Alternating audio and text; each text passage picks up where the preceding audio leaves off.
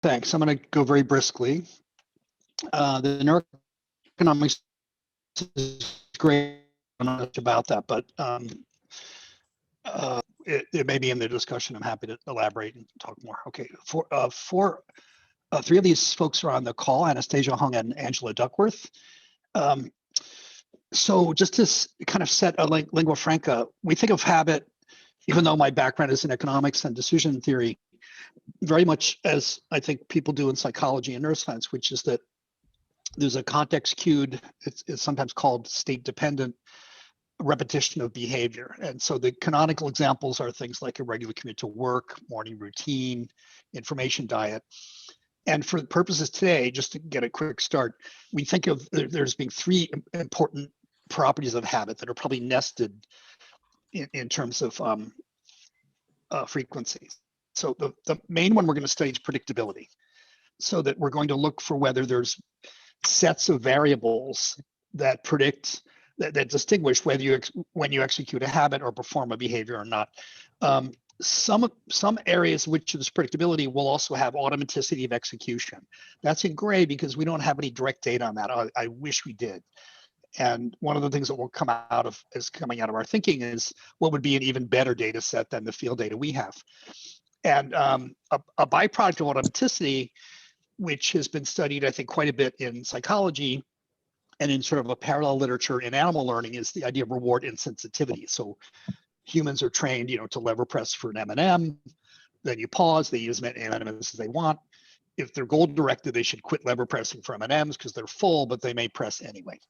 And that's been very difficult, not very difficult, that's been challenging to get to show that reliably in human learning and probably even in animal learning. And it's not well understood like how much training you need to get to that reward insensitivity phenomenon.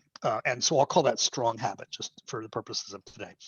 And we do talk about that quite a bit in our paper, but we do not find evidence for reward insensitivity for these types of behaviors. So as a reminder, that means there's an open question of whether we should even call these habits or just say learning about preferences. And I want to just tell what we did, and we can come back in the discussion to semantics and the psychological drivers. One data set is gym attendance. We have 7,300 people plus a kind of holdout sample we're looking at now, which is much bigger. And the subsample, we kind of downsample from a bigger sample. So we have people who have at least 1,000 days of continuous data. That doesn't mean attendance. That means, we think we know whether if there's a 0 one day, we think they didn't attend. And they use a swipe card to swipe in, so we know their identity. We know a little bit of demographics like self-reported age and quite a bit of stuff from their zip codes. And the data start when they join the gym. So even if they came from a different gym, these are not people who have never exercised in their lives, but we're going to kind of ask about habit formation for this particular gym attendance. Second data set is hospital hand washing. The beauty here is that the hospital workers, like in the picture, have a lanyard around their necks, and it has a radio RFID chip. And so when they get close to the machine knows who they are and that they're close to the machine. And then it knows whether they actually use the machine.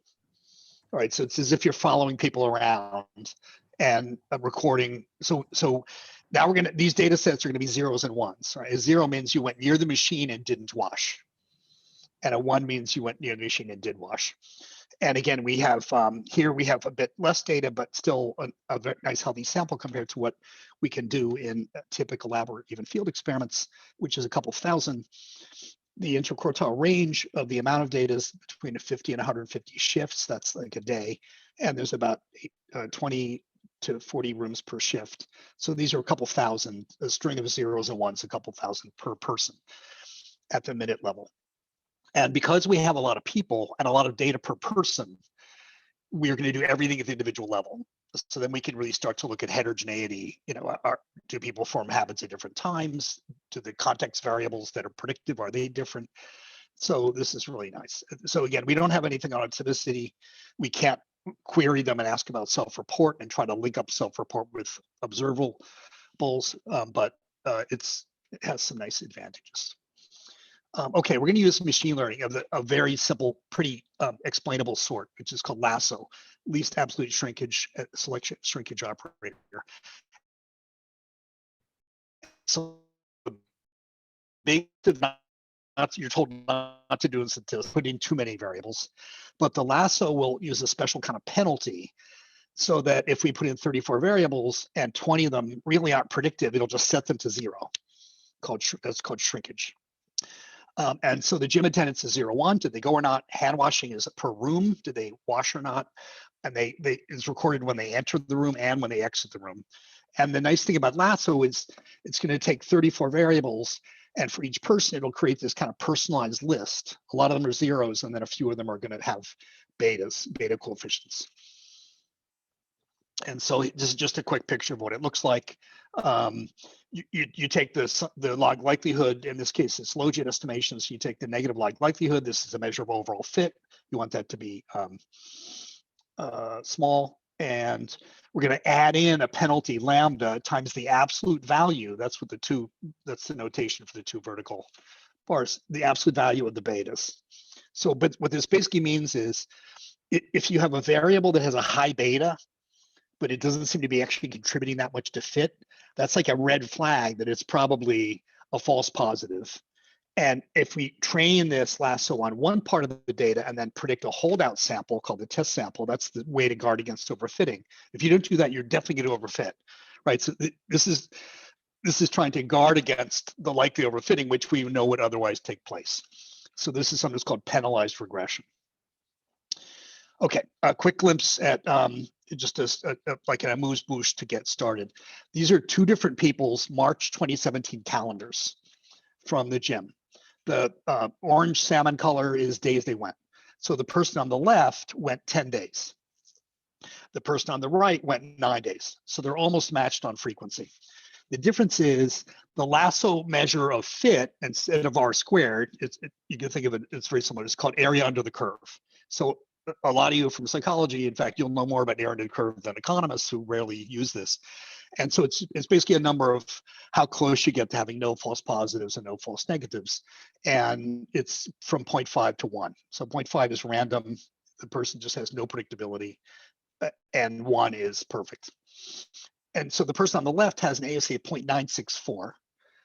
They're almost perfectly predictable. You can get a visual sense of sort of the predictability. They're like clumped in these 4 tuples Monday to Thursday. They never go in the second half of the month. In this example, they never go on Sunday. And the person on the right just looks much more unpredictable and chaotic, at least it should, because their AUC is only 0.546. We can't predict when they go to the gym. And again, so they don't look very habitual, but they're interesting in a different way, right? Like this is a person who just has no gym habits. Okay, first stop is what are some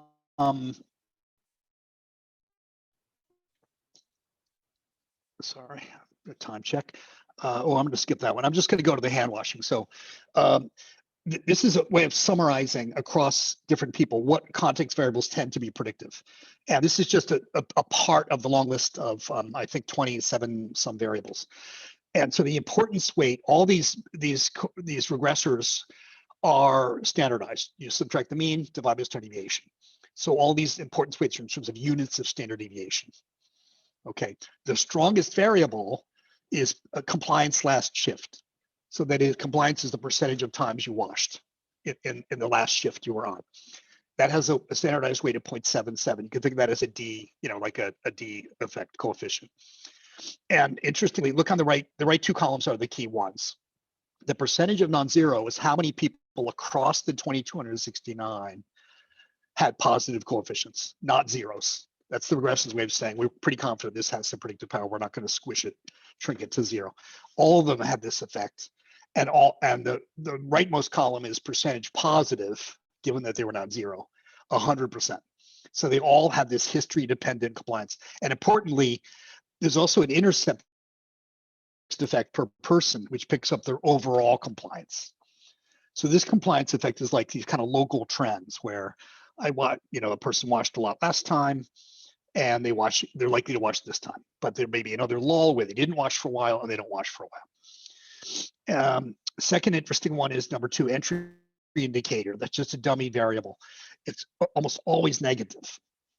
91% of the people have a coefficient that's not 0. 93% of those, that's 100 minus 7, are negative. Wash on the way in compared to the way out. It's super reliable. And probably that's bad because on the way in, they're going toward the patient. And also from the optics, the patient might want to see them wash on the way in rather than like wash on the way out, right? So something looks odd there. The second to bottom row, and then I'm going to move to the second and last major point. Second to bottom row is the room compliance of others. So this is non-zero for 84% of the people. For most of the people, 5 out of 6, the percentage of people who wash in that room when they enter that room has a small predictive power, and it's 97% of the time it's positive. So that means there's kind of like rooms in which whether most other people wash determines whether Julie washes too, Dr. Cho. And that could be peers. It could be that you walk in and see people washing. It's just like that somehow that gets around. It could be places, like Wendy sent me a beautiful citation on. It could have to do with differences in the kind of visual architecture of the room.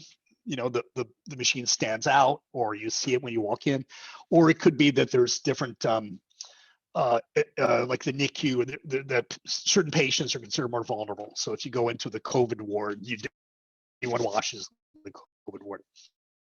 Anyway, so there's some interesting thing there. We can't entirely interpret it as you can see, but we can see it. Okay, last thing, I'll sprint through this pretty fast and we can certainly unpack it more, but we define 2 functions, F and G. G, you can think of as like the instantaneous AUC. So rather than SHRI as a measure of habit, we're going to use this AUC. And we're going to look for people, it's not going to be true for everybody. It's going to be true for a big minority, like 40%. We're going to look for people for whom this AUC seems to go up over time after they join the gym or they start having their washing record. And we're going to use a nice 3-variable asymptotic Lally, we call it Lally curve, right? And it has it's A minus B to E to the minus CT. Each of those has a nice simple interpretation. C is the learning rate, like if it learns really fast, and C is going to be big. And this F function is, we call it growing window, right? So we're gonna measure the AUC for each person over the 14-day window at the beginning, 28-day window, 42-day window, et cetera, up to 0 to T, where T is the end of the sample. So we're going to have a whole series of fits. And we're going to fit this F function to that. And then G is going to be defined as an instantaneous function. So what that means is there's this inclusive F that's growing. And the advantage of that is we're using more and more data. So we're getting like a better and better estimate of AUC. And there's an instantaneous G, and the F is just integrating the instantaneous G's. So if the G function has this equation here, then the F function by calculus will have this equation here. So we're just going to take the F's, which is the string of AUCs, right, for each person, and then we're going to estimate A, B, and C by fitting nonlinear least squares to that specification. Okay, this is an example for the gym. This is one person on the left. So the black dots are the AUCs in the growing window. The first one is the first 14 days, 28 days, blah, blah, blah. And you can see for this person, this is for 60% of the people, we don't get such clean fits. But for this 40% healthy minority, you get a nice clean fit for the F function. And then the G function, again, is really the Lally curve. F is derived from G. And for this person, you can define the time of estimation as some fraction of the asymptote. You can't define it as the asymptote because that's infinity. So we just look at 90 or 95.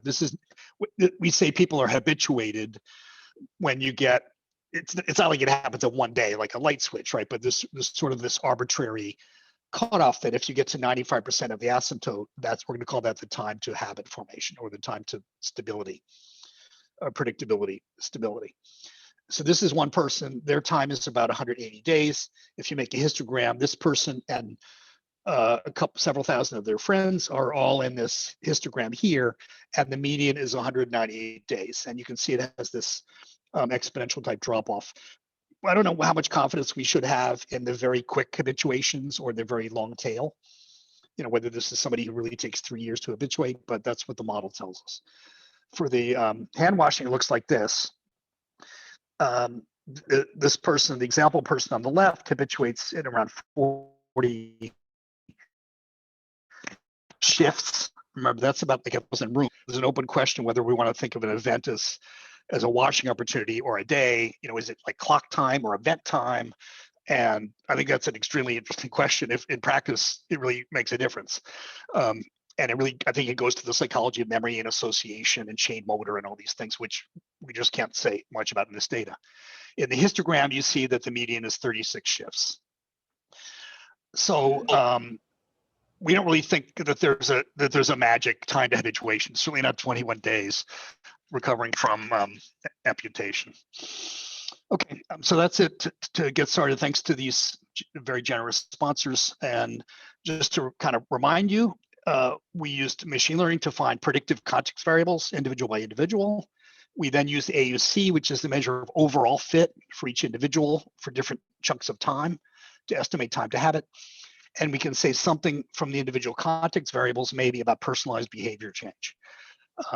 So if there are there's some people who do wash when they enter the room and others don't. And if you're a hospital administrator and you want them to wash when they enter the room, you kind of know who those people are. And numerically the strength of the habit, their beta, right? So whether they're occasional washers or not washers. And there are lots of caveats. We're not using every person. We're only using the ones with long spans of data and where the behavior is not too rare or too common. So we exclude the gym data where they don't go 5% of the time. Because in machine learning, that's called the rare event or sample imbalance problem. It's very difficult to predict, a behavior that doesn't happen with some regularity. And as I mentioned, we don't have automaticity. We do not find insensitivity to reward in some tests I haven't mentioned.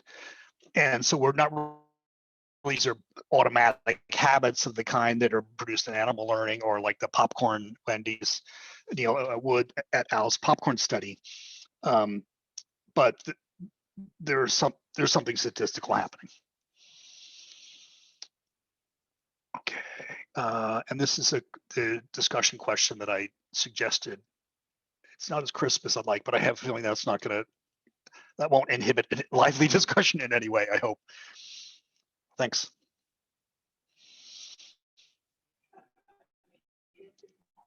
That's wonderful, Colin. Thank you. You did a great job of presenting a great deal of data in a very short amount of time, which is our challenge to you.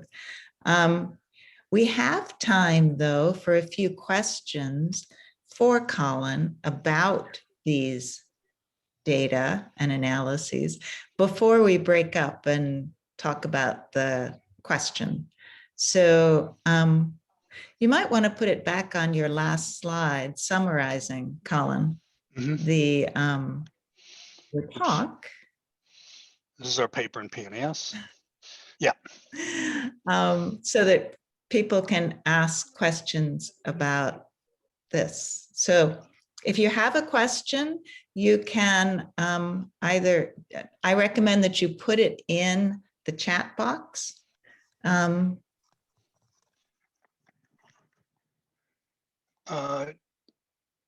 Yes, okay, Mazar, good. Okay, nothing in chat yet. And I'm not going to tell you what to ask, but feel free to clarify if I went too quickly on the mechanics or anything else.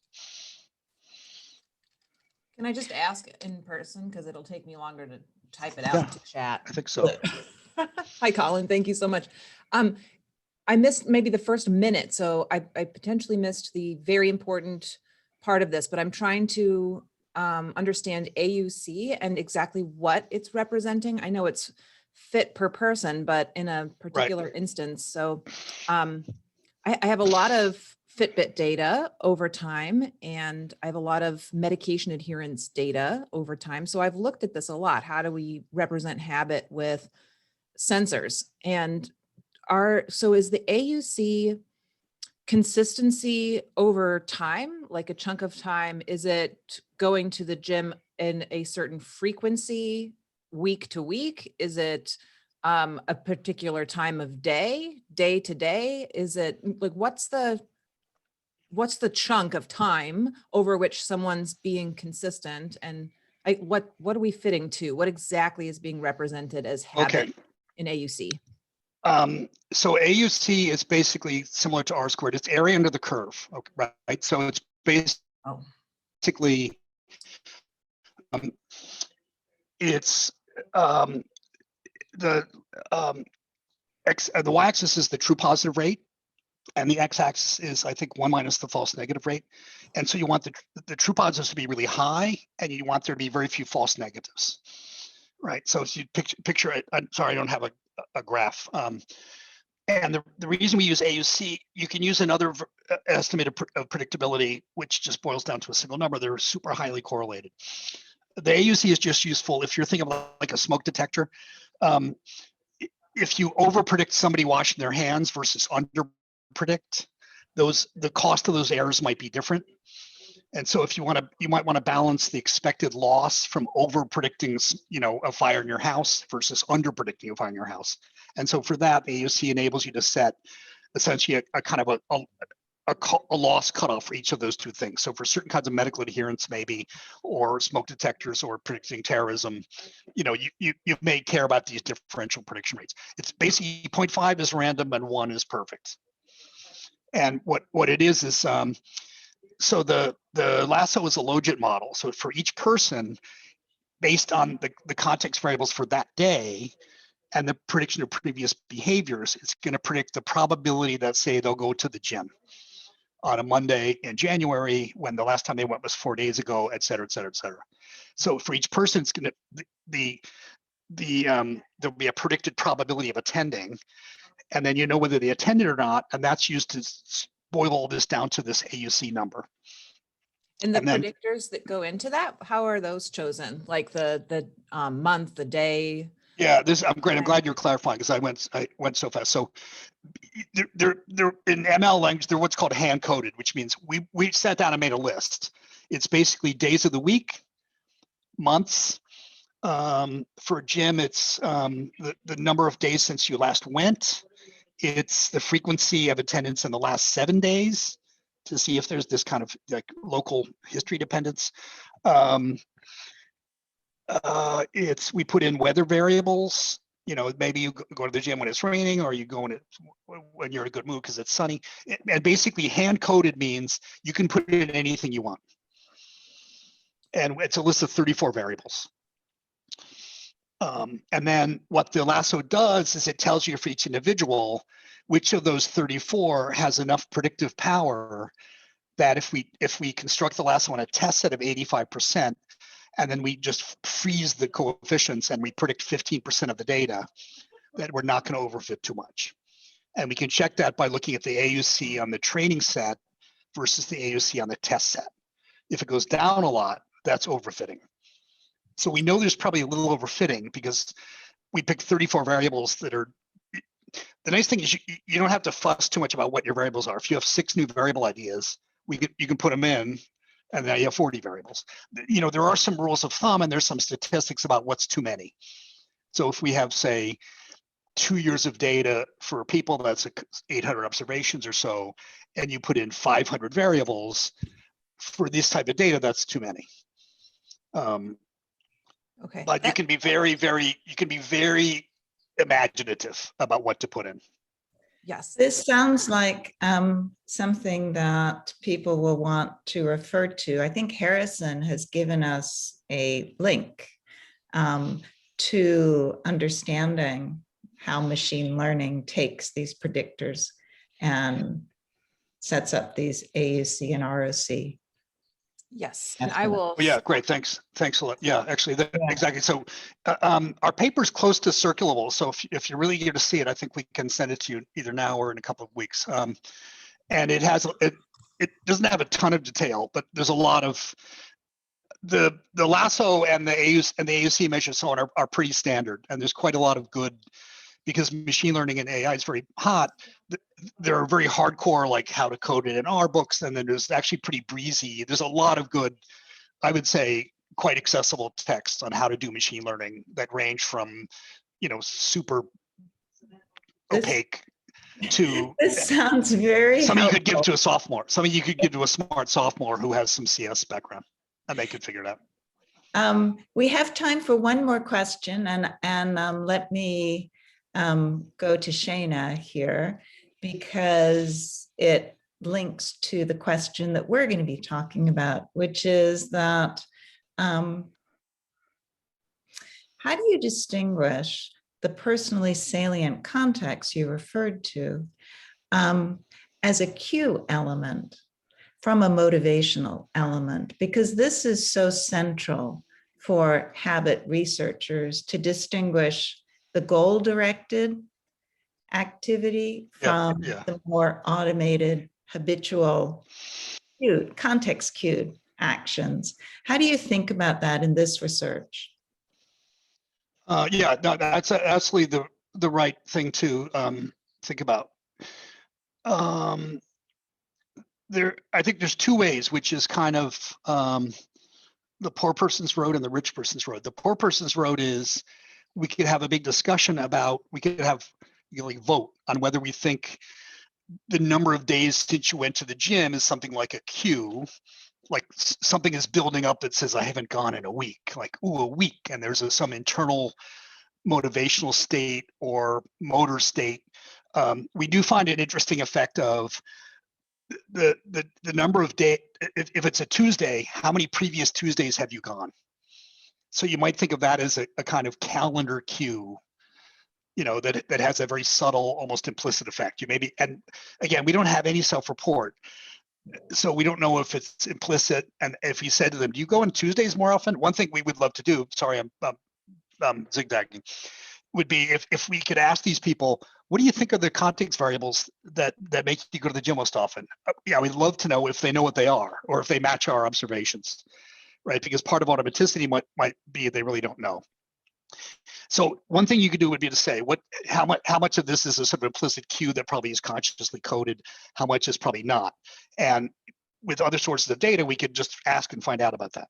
In the hand washing data, I mean, even though we're using the same method on two data sets, I think the gym attendance is oh no, I know Ben Gardner's here. It's much, one part of it is much more likely to be not automatic and much more like motivational. Mm-hmm. I mean, it could be, I haven't been to the gym. I haven't been to the gym in 5 days. My friend just emailed me. I need to go, right? And that's kind of volitional and very goal directed. And the hand washing might be something much more implicit. There's just like a timer in your head. It's almost like the bacteria on your hands are telling you time to wash. It's been half an hour. It's been half an hour. So we think probably it's an amalgam of these different ones. And if, the dream field data set, which is out there, it's not on my computer, would be to be able to combine these in some way. So you could do ecological momentary assessment, which I think is a pretty great technique. And it's been useful already in a bunch of studies, and data like these to kind of to tackle it more. So I think roughly speaking, I would conjecture the hand washing is probably much more like automatic, the way we think about habit, and the gym is much more, there's a goal directed aspect to it. But also the more we look at these things like goal directed, model directed, or model free, it's nice to have two systems rather than one, because two is more interesting, but it's probably not two. and there probably is some toggling back and forth between as we see more and more data, we'll be able to understand more about that. Harrison has a quick question about cues versus goals. Harrison, take it. Yeah, that was a really interesting talk. And I just quickly point out in my time that AUC and ROC do not come from machine learning, but it comes from psychologists in World War II. Correct, signal detection. Yeah, it's very old, a long time ago. Psychology. Anyways, nice that they're rebranding it for us. Yeah.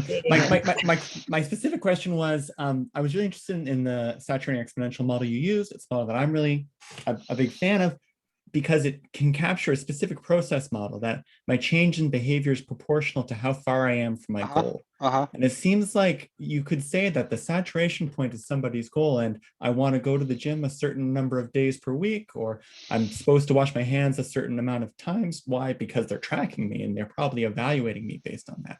And so not just am I motivated to go because there's factors and I think that I ought to go, but I want to be the person that goes at least 5 times, at least twice a week, or else it's not worth me paying this membership.